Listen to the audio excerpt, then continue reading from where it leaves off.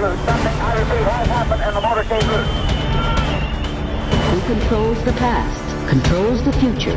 Who controls the present, controls the past. The death of bin Laden marks the most significant achievement to date in our nation's effort to defeat al-Qaeda. All you got to do is start looking around, start thinking for yourself, start investigating things, and you will see it all right there. So you have the power. Humanity has the power. We have the power. Do you want to fight? You better believe you got one! Let us never tolerate outrageous conspiracy theories. As for me, give me liberty or give me death!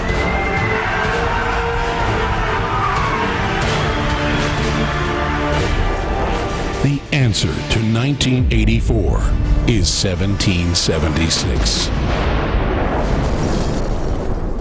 Good evening, everyone. Welcome to the INFOWARS Nightly News. I'm Darren McBreen. It is Friday, May 24th, 2013, and here's a quick look at what's coming up. Tonight, while China destroys genetically modified corn produced in the U.S., the U.S. government attempts to jail a Wisconsin raw milk farmer for years. Are we living in an idiocracy? Mike Judge tells us what he thinks. All that and more on tonight's INFOWARS Nightly News.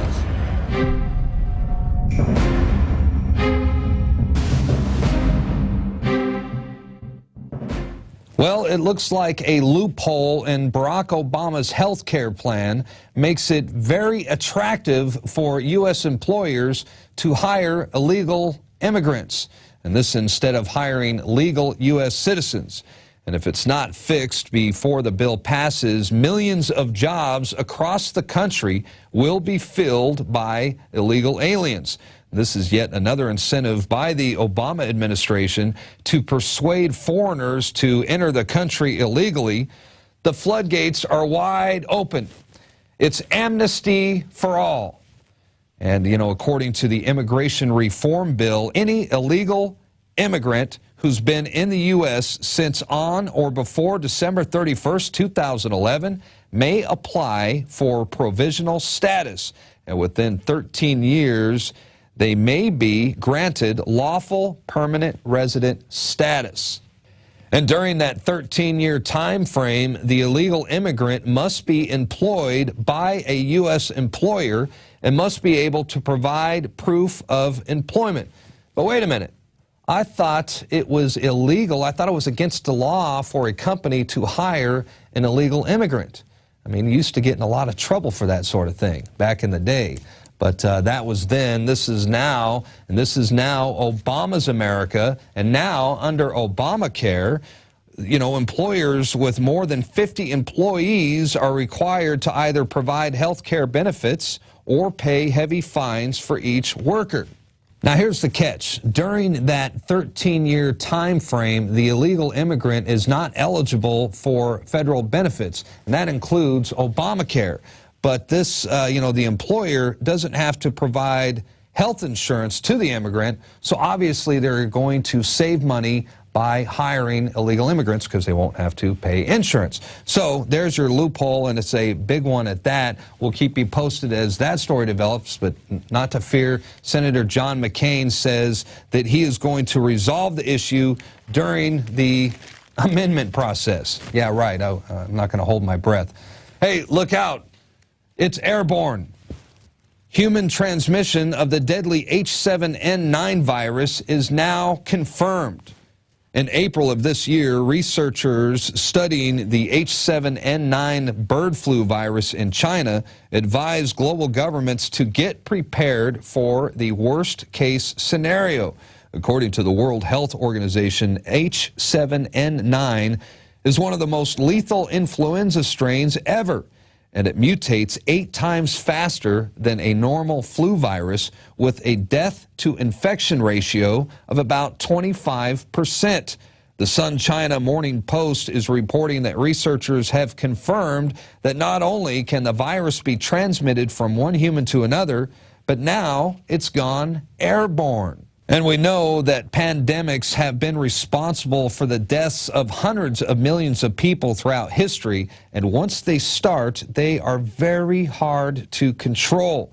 Meanwhile, the threat exists right here in the United States that a deadly disease will escape one of the many biodefense labs scattered throughout the country. In fact, according to the CDC, there is a 70% chance that a deadly virus will eventually get out.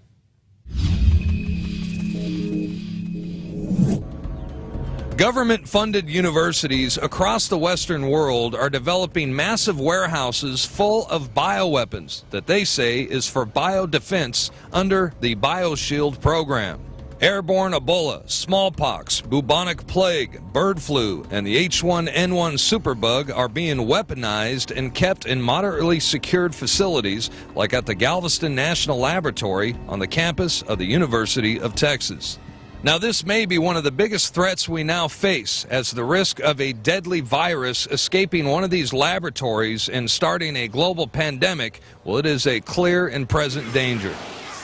Weaponized airborne Ebola, super weaponized viruses and bacteria that kill over 90%, 9 out of 10 people on your street dead. The National Research Council, which is an arm of the National Academy of Sciences, released a report concerning potential hazardous risk associated with the new multi-million-dollar infectious disease research lab currently under construction in Kansas. It's located only 120 miles west of Kansas City. It's called the National Bio and Agro Defense Facility, and even though it's a level 4 biolab, which is the highest secured rating issued by the CDC, the expert panel found that there is nearly a 70% chance that a disease will escape the laboratory during its planned 50-year operational lifespan.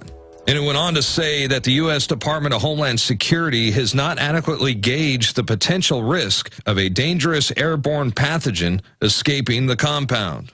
There are what they call bioweapons that are in unsecured, well, moderately secured environments, like in Galveston, Texas, and the CDC even went to one of these facilities in Kansas, and they're not nearly as safe as they would hope. And they even said, the CDC even said the one in Kansas has a 70% chance of some dangerous virus getting released. I mean, what are the bylaws in keeping them safe? I don't think there's anything even designated to making sure that they're safe. It's such it's that gray area of the world that nobody really thinks about, but is.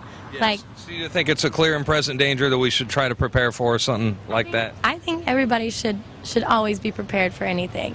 You know, it's like hope for the best, prepare for the worst. That's right. Can you imagine the awakening that's going to happen if they release those bioweapons? After we've warned people so much, God Almighty, I hope the next phases of what we've broken down don't happen. God Almighty, I hope they don't. But I know one thing, I'm sure selfish. I've sure gotten my family ready. Do you think it's wise for people that collect food and they have stockpiles of food and stuff like that just in case of emergency and have a place to go just in case something like this were to happen? I don't have anything stockpiled. I'm all about having weapons. I'm all about getting as much ammunition as you can getting it, because everybody's going to get crazy. They're going to want to get their hands on whatever sources are available: food, water, natural resources, anything to keep the normalcy of life continuing. That's why I'm out here on the streets. I want to learn some street smarts, and if it goes down, then I want to be able to find your way around it. Yeah. No, let me tell you something. Once something like that goes down, the people in the high-rise apartments and stuff, they're not going to know what to do. It's the people with street smarts are going to be the ones that are able to survive. Just making sure that you have the resources that you need, because when the world gets chaotic, everybody loses their minds. Let me put this in layman terms. A level 4 bioweapons lab should be 3 floors under the ground, barbed wire fences, minefields, and machine guns, and a system that if the super germs get out, they pull a lever, alarms go off, and the whole place goes up in flames. But instead, the global elite are storing it in level 2 facilities like the University of Texas at Galveston, behind a glass door with a swipe card, right there in Petri dishes. And they're doing this so that when they release it to massively reduce population, they can claim it was an accident.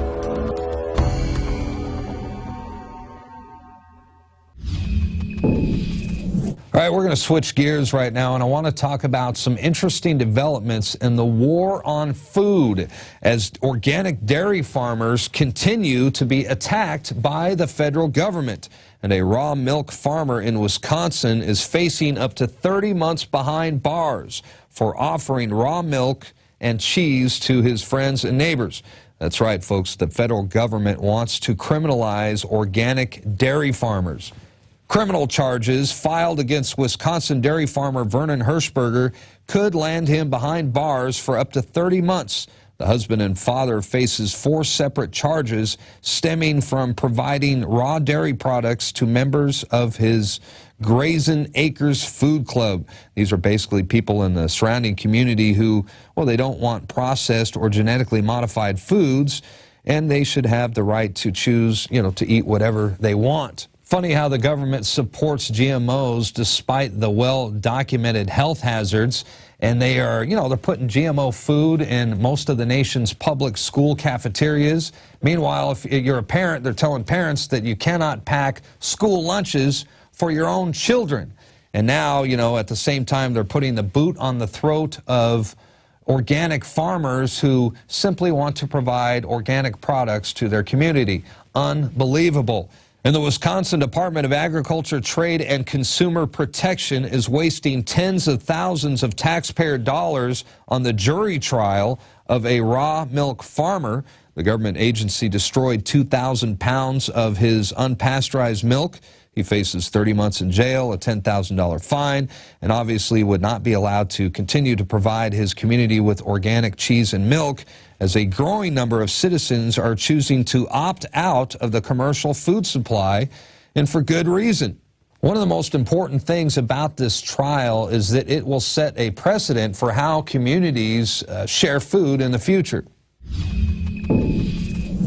They definitely have something to gain, because once they back Americans into the corner of not being able to create their own food, where do we go? How do we feed ourselves?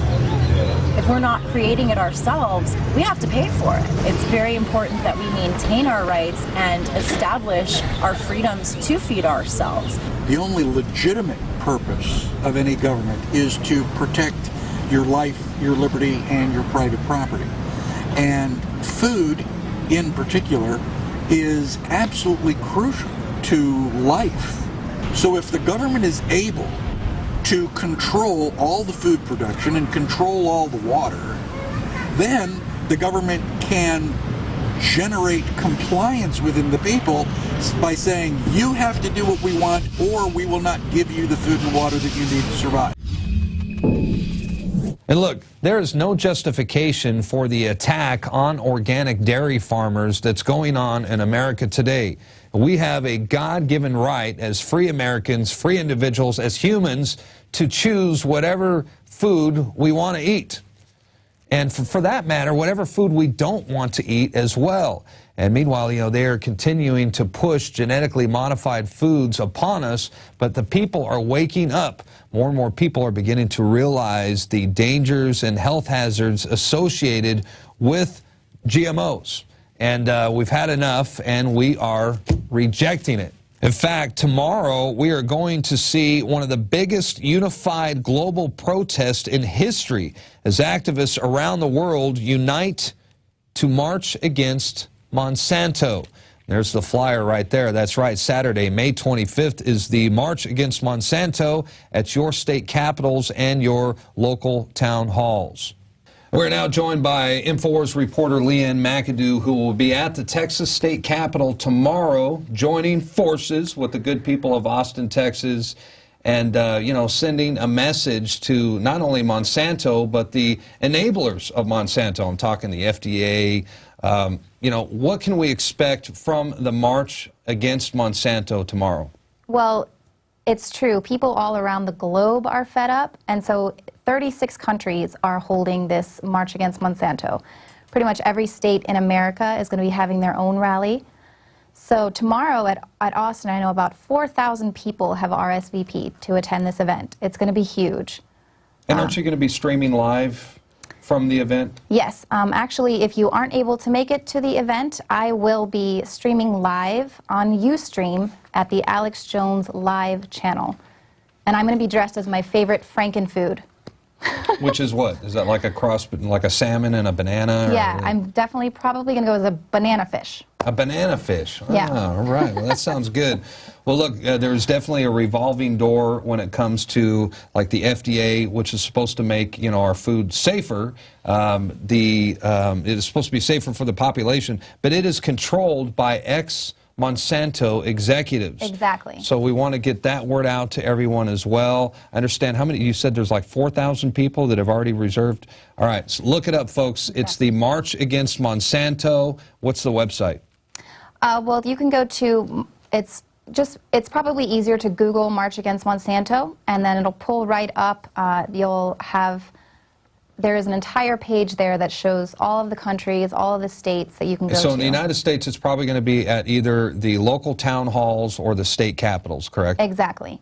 Wherever we can, have the voices be heard by the people high up, Okay. Well, letting them know we're coming for them. Well, there's a good chance that it'll be in your neighborhood and or at your local town hall, so definitely look it up. There's also a good chance that the listeners out there, the people watching this, they probably ate something today that was contaminated by chemicals or Monsanto food or GMOs that wasn't labeled. Exactly. So they have a reason to be pissed off, and they should get out there and support this. Exactly. All right, thanks, Leanne. I'll probably join you tomorrow. And, Monsanto wants to totally monopolize the entire food chain. So it is very important that we all band together and stand against them, march against the Monsanto Corporation tomorrow. Please join us. Now, that's going to do it for the first half of our show. Up next, the exclusive interview with Mike Judge. Alex Jones was invited with the crew to Mike Judge's house recently. And, Mike Judge, he's a creator of Beavis and Butthead. He also does the voices for Beavis and Butthead, King of the Hill, Office Space, and the prophetic Idiocracy. And, well, that's coming up next. And I also want to add that he does a pretty damn good impersonation of Alex Jones as well. Mike Judge up next on the InfoWars Nightly News. The important thing about the Pro One filter today is that the material we use for removing fluoride and other heavy metals now will remove the latest form of fluoride called hydrofluorosilicic acid. There's no other fluoride reduction filter out there that will remove that type of fluoride. And it's extremely important because today we're hearing more and more cities are using that form of fluoride. We've been having medication forced on us through the water system for quite a while. Most people don't realize it. Most people don't realize the negative effects of fluoride. There's a wide range of health effects that are attributed to fluoride. Bottom line, why should somebody get this new Pro One ProPure filter? The reason to buy the Pro One, it's an all-in-one filter. It's convenient, easy to use. It doesn't require the add-on fluoride filter, and in addition, this filter removes the latest form of fluoride called hydrofluorosilicic acid.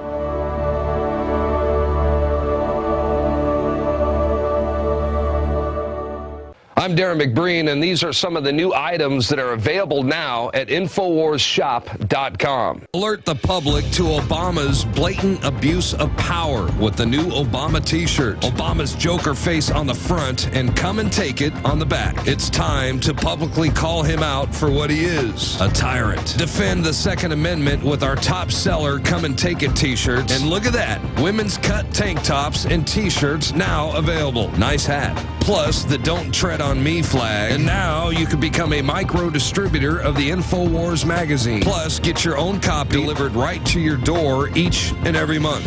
And if you're tired like I am of you and your family being exposed to polluted drinking water, get the Pro One high performance water filter. It gets rid of all pathogenic bacteria, cyst, fluoride, heavy metals, and numerous other contaminants. So join the revolution at InfoWarsShop.com.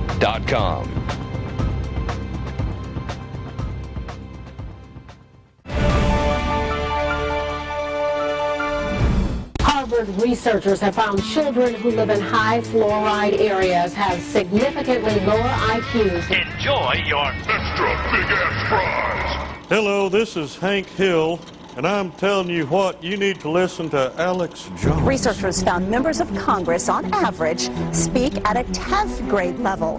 Most Americans read at an 8th or 9th grade level. Look, now, I'll talk slow so as you can understand me. It was just a few thousand years ago that our ancestors were using primitive grunts to communicate. Internal investigation that shows the agency targeted the Tea Party and conservative groups. That does scare me. I think I'm just going to make sure to not use the words Tea Party or Constitution in any of my work. All right, who are you? CIA, FBI, ATF? While gun ownership is at an all-time high, crime is down. No one will be able to be armed. We will take all weapons. The Alex Jones Show, because there is a war on for your mind. Hitler took the guns. Stalin took the guns. Mao took the guns. Fidel Castro took the guns. Hugo Chavez took the guns. And if you try to take our guns, 1776 will commence again if you try to take our firearms. The answer to 1984 is 1776. Yeah. INFOWARS.com. Yeah.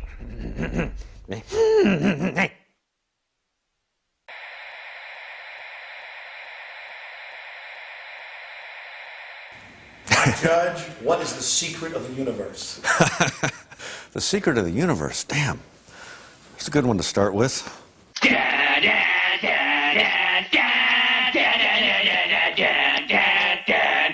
Breakfast tacos. Well, I'm counting 37 health violations. I don't have an answer.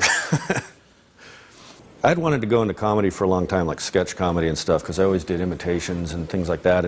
But anytime I'd try to pair up with someone, because you need other people to do that. You can't do that by yourself. And I had a friend in high school, just like brilliant, like funny guy, and I'd go, okay, just do that imitation of James Sanchez that you do, and we'll do. And he's like, oh, but no one knows who he is, and I said, it doesn't matter, it's funny, you know. And so yeah, I was trying to do stuff that would just like make my friends laugh, making like my brother laugh, my friend. That kind of stuff is how I was thinking of it, and I always had a hunch that that would work. And then, do you think you influenced South Park?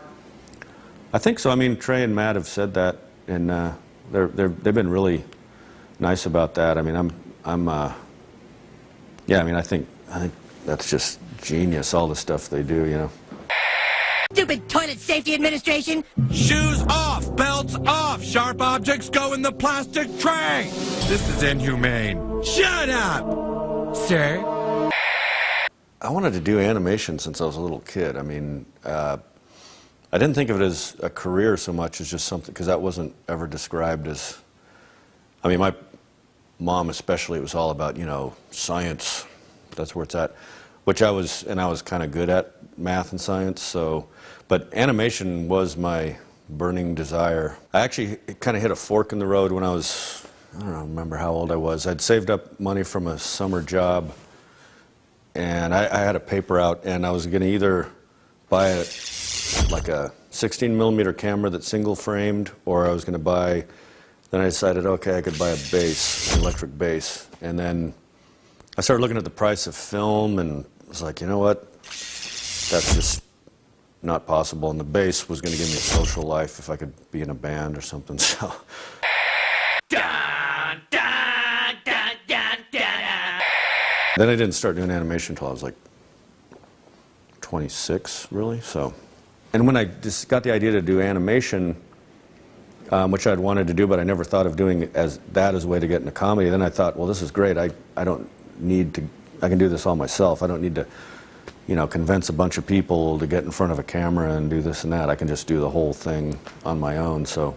I work for a living, and I mean real work, not writing down gobbledygook. I have a hard time saying I'm either a Democrat or a Republican. It just doesn't feel good. I was definitely raised, my parents were very liberal.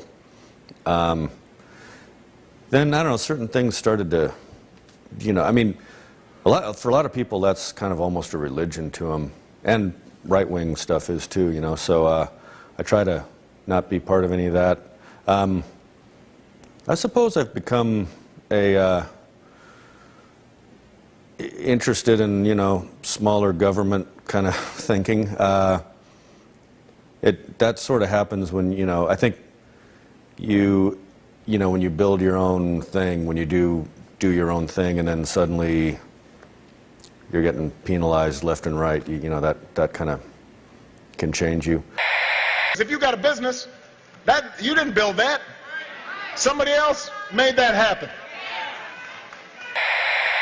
I don't ever want to be one of those people that uses my whatever fame or whatever level of that notoriety I have from what I do in comedy to try to go into politics. I'm just like, I don't feel like I'm qualified. It kind of bugs me when people in Hollywood will use that, you know, their audience that they've gained through that to try to put out a political message, and they have no idea what they're talking about.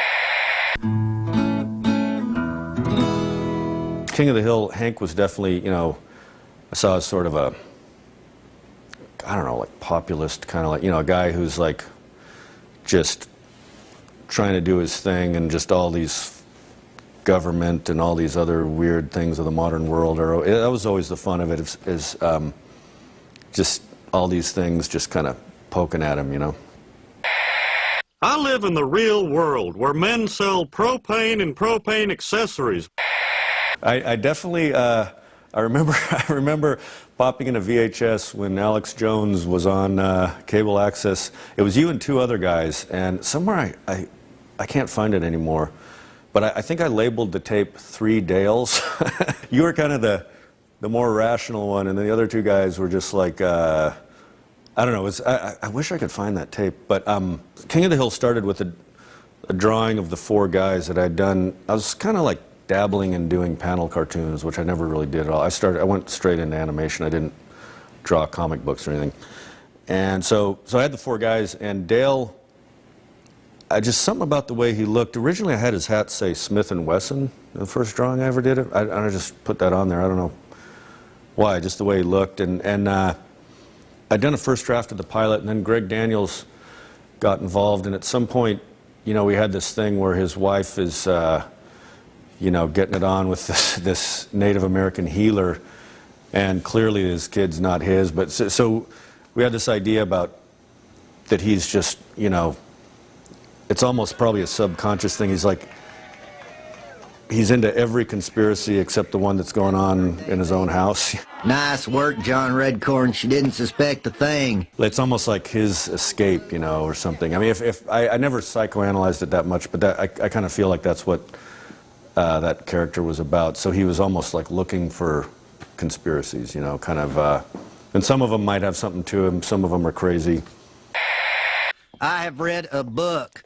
Now, who do you believe, me or Hank? I know Hank more believable. Dale is kind of one of the ones that, you know, probably gives you guys a bad name.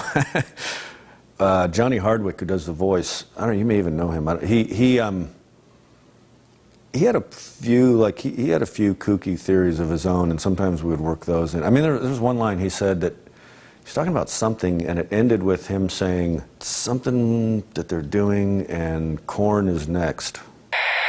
A French study that was just released finds rats that are fed genetically engineered corn suffered from tumors and severe organ damage. This is the first study that's looking at the effects on rats of eating genetically modified foods over their lifetimes.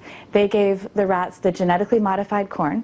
They gave them the genetically modified corn with the herbicide that the corn is used with. On Dale, I had to do some convincing to get them to let Johnny Hardwick do the voice. I mean, he wasn't anybody famous at all. He was one of the people we hired as a writer, but it just sounded right to me.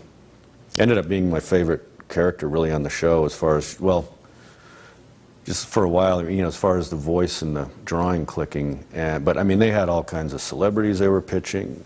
It hardly ever works when you just get like, oh, let's get this famous person and this person to draw it, and then you have something that just doesn't make sense, which is why a lot of shows fail.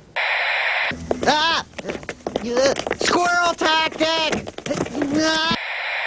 Okay, I grew up in Albuquerque, New Mexico, which definitely influenced a lot of what I do, because Beavis and Butthead, to me, is kind of set in a sort of like eastern New Mexico, West Texas type environment, you know, where everything is just sort of, people are bored, teenagers are bored, and there's like, it's nothing to do, it's hot.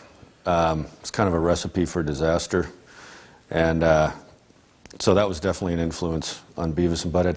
Although, you know, I don't think I've ever told this story, but so my grandfather on my mom's side lived with us, and he died when I was, I think, in junior high, and like 76, whatever. And he, we found out he had a 16 millimeter Bolex camera that was there, and I was like, wow, okay, there's a camera in this house. And so I waited like a good 2 or 3 months before I, you know, after he passed away, to say, hey, could I borrow Granddad's camera maybe? And she said no. And then like I waited another 6 months, and no. Waited like a year, no. So that's when I thought, well, okay, maybe I'm just going to buy one. And then I looked into how much they cost and just couldn't pull it together. Years later, when I was, like I say, like 26, and I got the idea again to try doing animation, I ended up buying the same exact camera, because it turns out that's the perfect camera to single frame and shoot animation on. And finished my first animated short, first couple, ended up getting them on like Comedy Central and stuff. Sent a tape to my mom, and she said, oh, that's interesting, you know, you probably don't remember, your grandfather had a Bolex camera. I'll see if I can find it. I was like, no, I remember. I was like drooling over the idea of just being able to get my hands on it, you know, but it all worked out. But yeah, it was kind of, in a way, it was probably good, because it kind of, by the time I was able to actually do it, it had been a fantasy. It sounds weird, but it was like a fantasy of mine for so long to do animation. And so when I finally did, I mean, I really, you know, I didn't take it for granted when I had the opportunity to do it. So probably was a good thing, actually. Y'all got that in there? Large fries, pie, large coffee? Like Beavis and Butthead, I'll get asked a lot if that's based on anybody specific, and it's not. It's not like that was that person, that was that person. It's just started out as drawings, and then, but definitely, like, there's little bits and pieces from all kinds of people in there, you know. Well, I was like that when I was drawing.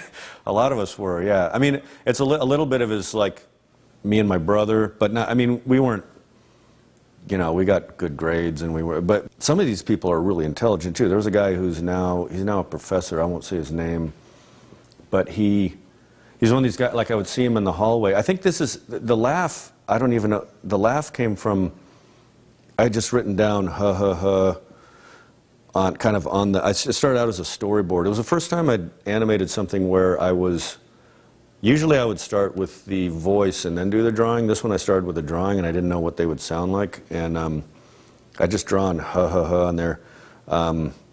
Years later I realized there's a Mimi Pond cartoon that, and I've become friends with her on Facebook now, but where she had a guy going a weirdo on a bus doing that, and I think that might have been in the back of my head. But I started doing that laugh, and I was kind of like going like, this is reminding me of something. Didn't think about it till probably 2 years into the show that there was a guy at my high school who he was really smart, stoned all the time, but you'd see him in the hallway, and I would always see him when the hallway was empty, and he'd just start like, he's one of these guys that he'd start going, hey Mike. He just always had this laugh. It was different than Butthead laugh, but it was that thing of just kind of, how's it going? And so when I would do the voice, I would just kind of do the, and I would be doing it sort of to get into character, to get the voice sounding right, and then I'd go, well, that kind of sounds funny that he's just laughing all the time anyway. And then I realized later it was probably in the back of my head because of this guy who used to just kind of talk like that. But there's a lot of that, little bits and pieces of people. There's the Beavis laugh. There was a guy who was actually in calculus class, and he was a really smart guy. He's now a nuclear engineer. I hope he doesn't figure out who he is that I'm talking about him. But he kind of was always like We had a hot teacher, which was unheard of back then. She was a former Dallas Cowboys cheerleader. Anyway, he would get really excited, and he was biting his lip all the time and just kind of going like, like laughing at everything she said. So I started out Beavis doing the spastic laugh like that, and then around like season 2, I started getting like where I don't even know if I can do it now. I'd get into the higher register. I'd get into this like kind of higher register of like where he's like kind of going. I have to warm up to it, but I started out with that laugh, and then I just kind of made his voice sound like the laugh, just like raspy, you know. The animated shows that have really taken off are when somebody, it's usually the person who's animating it doing the voice, which is other than The Simpsons, but I mean The Simpsons, the voices and the characters just match. They're really well done. But like, you know, you look at like Family Guy or South Park or Ren and Stimpy, it's like, you know, somewhere in those guys' heads, it's like it makes sense. That voice, those voices sound like they come out of those characters, and I think that clicks on Beavis and Butthead too, especially. Now I'd say Beavis and Butthead probably. That's probably the thing I'm most proud of. I think probably the best thing I've done. There were moments of making Office Space where I thought this is like what I was born to do, but then I think it's probably Beavis and Butthead. I mean, King of the Hill probably overall is overall the best thing I've done, but Beavis and Butthead, like some of it, there's about a third of it that's not that great because we were cranking them out so fast at the beginning of that show. I mean, it was just like MTV just going as many of them as you can make. It's on every day. There's no quality control. They didn't know how to produce a show. Nobody did. It was a train wreck. But so I ended up, the episodes I liked, I ended up spending all my time on, and those ones I think are great. Are probably the best stuff I've done. But and the new Beavis and Buttheads I think are as good or better than a lot of the old ones. But King of the Hill overall is probably like a good, more less spotty, like just, you know, good quality, consistent.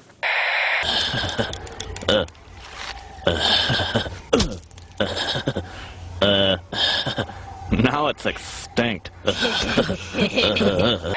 You know, I grew up very liberal parents, like thinking gun control is the way to go. You know, it's that Michael Moore movie, that was Bowling for Columbine, kind of actually made me go made me think like, I mean, he's not trying to, that's not the effect he wanted, I don't think, but he's like kind of, that movie kind of makes you think, no, gun control is a bad idea. I mean, to me, if you look at it, like, I don't think that's what he's trying to do at all, but like, he mentions Canada in there, and he says, you know, there's lower crime there, and same people own guns, and I don't know. I own guns.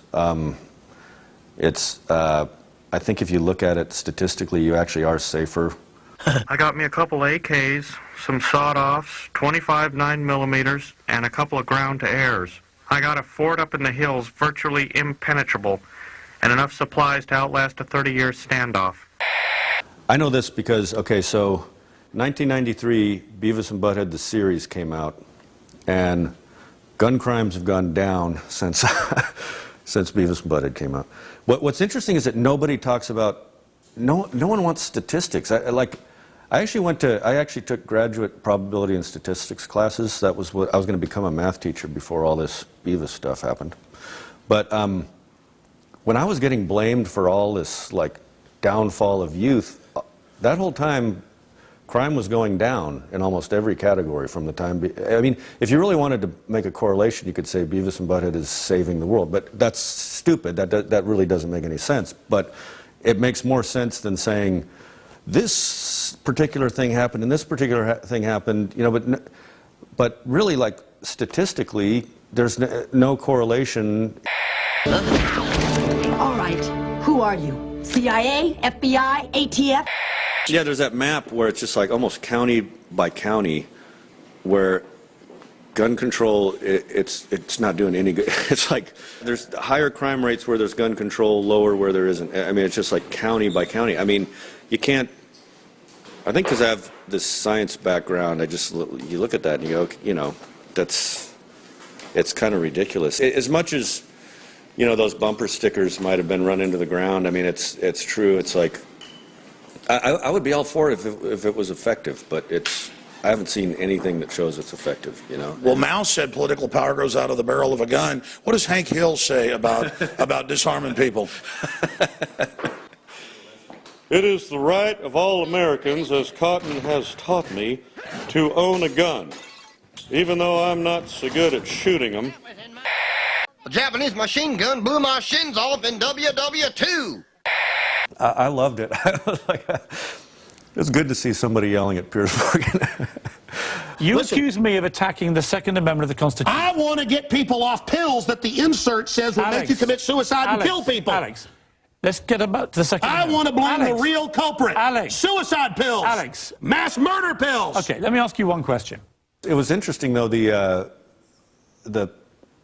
way it seemed to be spun on all these websites. There's all these websites now that have a bunch of hipsters on them who will just kind of play a clip and grin and chuckle about it. And that's how I saw it. I can't remember what it was on. I was thinking, hey, right on, Alex, go for it. Well, and everything you were saying was true, too. I mean, the clip that I saw. Because you were talking about, Hitler took the guns. Stalin took the guns. Mao took the guns. Fidel. And if you try to take our guns, 1776 will commence again. If you try to take our firearms, doesn't matter how many lemmings you get out there on the street begging for them to have their guns taken. We will not relinquish them. Do you understand? Something like that. I used to do you really well. I can't, like, it was the, what was the water filter commercial you used to do? Or it's been a while. You think I'd have it down now, though. I was just, like, hanging out with you last night. Look at these headlines. IRS targeted Tea Party groups for scrutiny, searching words like patriot, Tea Party. That does scare me. I think I'm just going to make sure to not use the words Tea Party or Constitution in any of my work. That's pretty evil. I won't, well, they're calling it the constitutional restrictions or whatever they referred to it as. Yeah, no, that actually is scary. That's going to make me listen to some more Alex Jones. Come on, I want to see it. I want to see it. Yeah, come on, Stuart, do it.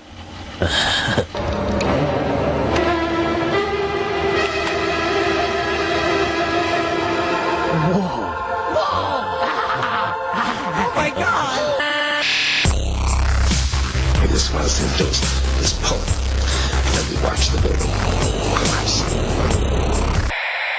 Well, if I was to get heavy and deep on it, I think the one thing that's made me tick or makes me, I mean, other than just wanting to try to be funny, it tends to be, and I don't overanalyze, but then, you know, when you do this long enough, you do analyze. I think what it is probably, I think a lot of us are just kind of out of sync with the way the world is right now, you know? Like the modern world, we're not prepared for it all the time, and there's a lot of stuff that's messed up about it, and I think that's where a lot of my comedy comes from. It's like things that, you know, anything from being stuck in a cubicle to being stuck in classrooms that you don't belong in, those kind of things. I think that I get a lot of material out of that. I gotta get out of here. I think I'm gonna lose it. Uh-oh. Sounds like somebody's got a case of the Mondays. When I started doing animation, I wasn't trying to get rich. I wasn't trying to get, I mean, it did not seem like I could get rich off that. I thought, I really just, it's just like a desire to just express something that's hard to describe, and if I could describe it, I would probably be more of just a flat-out writer or something like that, and so a lot of this stuff is like, you know, it's always very hard to describe Beavis and Butthead to people who just ask if they haven't seen it.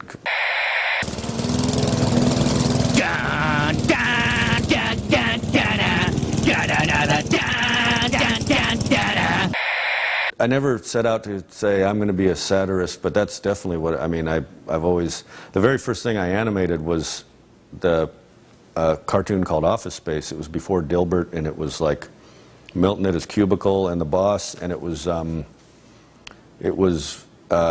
I wanted to do just a series of office characters because, you know, when I grew up, it was a little, like I'm 50, so like an office job was considered a good job. Like it's like, oh good, you don't have to work construction, okay? And then when I first got in an office, I had a temp job before I was an engineer, and I was just like going, God, this is torture. I mean, there's a woman answering the phone the same way next to me all day long. I'm alphabetizing in my sleep. I'm just like... Corporate accounts payable, Nina speaking.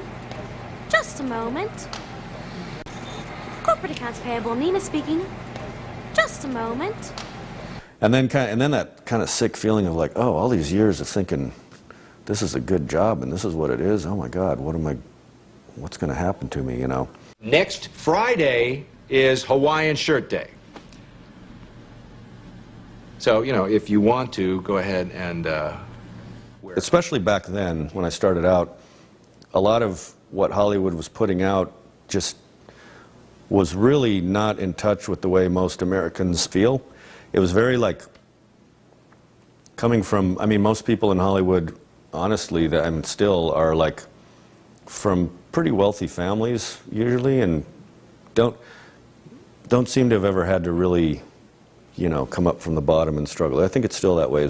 But so I think a lot of it was like when I started doing this stuff, you know, about cubicle life, was like just to kind of say, hey, has anyone else felt like this when they're stuck in a cubicle, you know, and has anyone else noticed that sometimes teenagers look really deranged and stupid? You know, it's that kind of thing of like wanting to kind of point something out that maybe no one else has pointed out. That's a lot of it, I think. When I did that first Office Space cartoon, which was just a 2-minute homemade crappy little short, I mailed out VHS tapes of that, just called information, and I got so many calls, and I think a lot of people saw it as something very fresh and different, you know.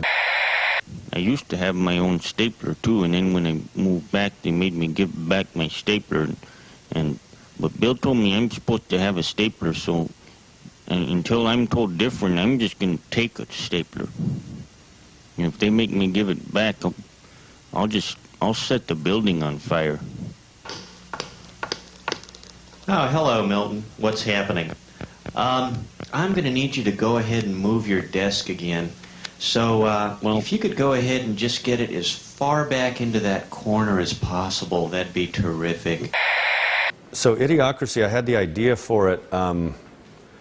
Actually, when I was writing the Beavis and Butthead movie, was just kind of the seed of the idea. When I was thinking about just the way evolution works and thinking like, well, wait, there's no predators now. So it started with that, but then I was actually in line with my daughters, I think it was in 2001, at Disneyland at the Teacups ride.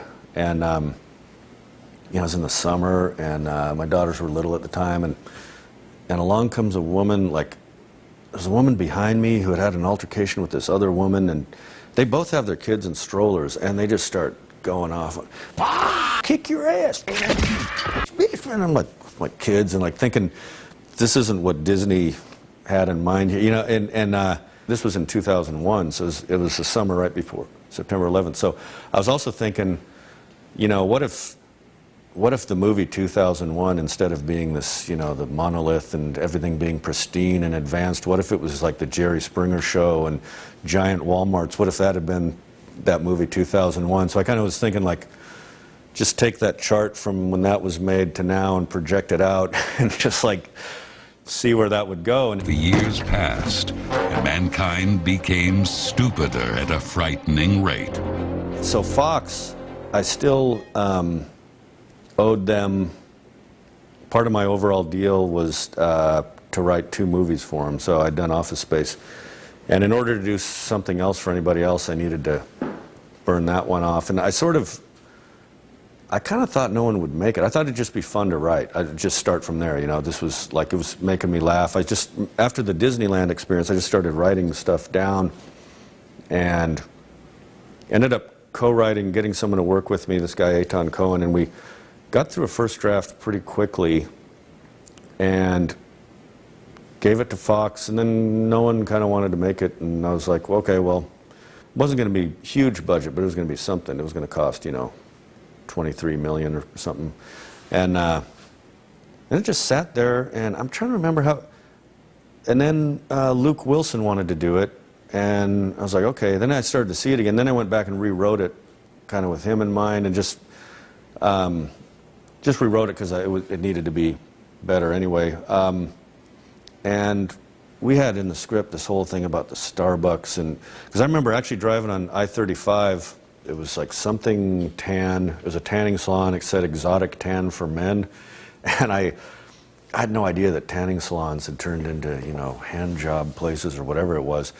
And so I was just talking to friends of mine and going, wow, I wonder what's next. I mean, is it going to be like Starbucks or what?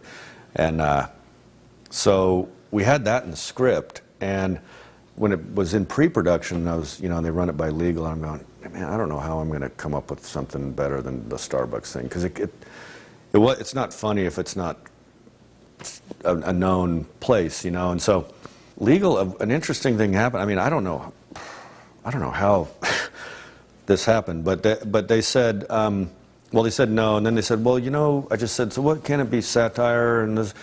And they said, well, what would help us is if you didn't just pick on them, if it was a bunch of companies. And I was like, okay. So then that's how we ended up with that whole red light district in there in the movie, where it's like, I think it's like H&R Block, adult tax return with release, and like there's like a Pollo Loco or Pollo Borracho adult chicken. I don't know. And then we just did everything. Costco. I don't know what happened. At some point, I'm sure somebody got really flipped out, but I was shielded from all that. A similar thing happened on Office Space, but Idiocracy, I've been getting so much love for it, like in the last 2 years. What you're saying is that you want us to put water on the crops. Yes. Water? Like out the toilet? Well, I mean, it doesn't have to be out of the toilet, but yeah, that's the idea. Yeah, I think a lot of the stuff that's in there maybe is starting to happen, you know, now instead of 500 years from now when it's set. And that's Secretary of Education. It's kind of stupid, but he's President Camacho's stepbrother. Still does a pretty good job, eh? It was supposed to take place during a drought. It was the rainiest summer ever in Austin. We were just having to kill grass everywhere in the background.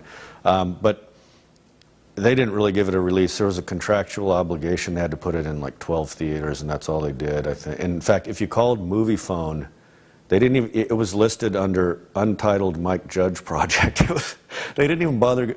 It went straight from what it was on the contract to Movie Phone. They didn't even put Idiocracy in there. Dwayne Elizondo Camacho, 5-time Ultimate SmackDown champion, porn superstar, and President of the United States, had called a special summit with the smartest man in the world. So you smart, huh? You know, how? I thought your head would be bigger. Could look like a peanut. Let's get you sworn in. Well, I do know what they told me, and I finished the movie at least like, I want to say like 9 months before it came out. It was in the can. I'd finished the mix. I'd turned the whole thing in. What they told me was it didn't test very well, which a lot of movies don't. You know, Office Space didn't. Whoa. I think I just figured something out, Beavis. What? This sucks. Yeah, it really sucks. This sucks more than anything that has ever sucked before. The way movie testing works, they have these sheets, and it says excellent, very good, good, fair, and poor. For it to count at all, it has to be excellent or very good, I think. So if they say good, that's just a 0 for you. So a lot of people, if it's a weird movie, they'll go, oh, it was good. They won't say very good. You know, so we would get like a 70% very good and excellent, which sounds, that's considered a horrible score. I'm fixing to commensurate this trial here. We gonna see if we can come up with a verdict up in here. Now, why you think you done it? Okay, number one, Your Honor. Just look at him. He talks like a fag, too. And B, we've got all this, like, evidence. This is what I remember. They said, look, you know, it didn't test well. We can't. They made some horrible trailers for it, and I was glad they didn't put those out because they weren't very good. And then they just said, you know, look, we don't want to spend a lot of money promoting it, and they dumped the movie. But I mean, they said Why that. do you think that is? When it came out, it got a lot. It almost. Maybe they were doing something right because it got a lot of attention. I didn't do any press for it. I ended up getting my picture in Time magazine without ever doing an interview because they were doing stories about like what's up with this movie. Why are they putting it out in 12 theaters and not talking about it, not putting a title on it? And so it ended up getting some press. People liked it, but it's interesting. Like now, I mean, it's become the term idiocracy has become. There was a guy in the LA Times who wrote an article like a year ago about and cited all the other articles that it's in, and I don't know, maybe just since it came out in 2006, everyone's gotten stupider. And But Brondo's got what plants crave. It's got electrolytes.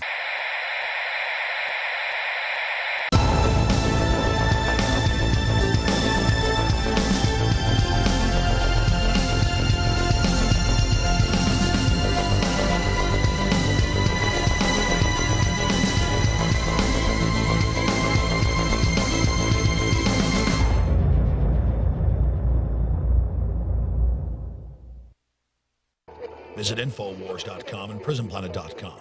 When you're on the site, you can also tune in 24 hours a day to my daily radio broadcast. There's also a free iPhone app to listen to the syndicated radio show when and where you want.